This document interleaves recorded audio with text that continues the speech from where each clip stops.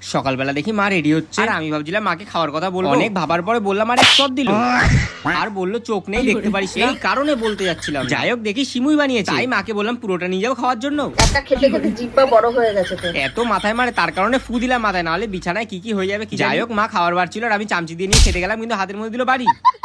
রাগ করে আমি বললাম ধর খাবোই না, তারপর যদি সত্যি মা না দেয় যেইটুকু দিচ্ছে ওইটুকু নিয়েই চলে আসলাম ঘরে আর তাড়াতাড়ি করে খেয়ে নিলাম। খেতে খেতে মা আসলো আর আমি ভয় পেয়ে উঠে বসে পড়লাম, কিন্তু মা বললো আমি তো শুধু কাজে যাচ্ছি সেটা বলতে আসলাম।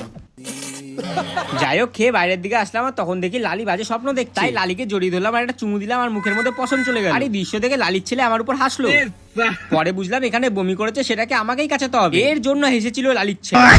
যাই হোক হেঁটে হেঁটে বাইরের দিকে বেরালাম আর দেখলাম সেই লেভেলে রোদ্রু বাইরে, তাই ঘরে এসে সানস্ক্রিন লাগালাম সারা মুখে, তারপর বেরালাম পাড়া ভটকাতে। তখন দেখলাম বাড়ির দিয়ে বরফ নিয়ে যাচ্ছে চুরি করে, করতে বললো আমপানা বানাবে তার কারণে নিয়েছে, আমপানার কথা শুনে আমার মুখ দিয়ে লোল করতে থাকলো। যাই হোক কিছুক্ষণ ঘুরে বাড়িতে আসলাম, দেখলাম আমার জন্য নিয়েছে নিজেই খেতে থাকলো। যাই হোক হাত দিয়ে কেটে টেস্ট করে দেখলাম কি নুন কম আম কম, এ হে হে मूड खराब कर दिया।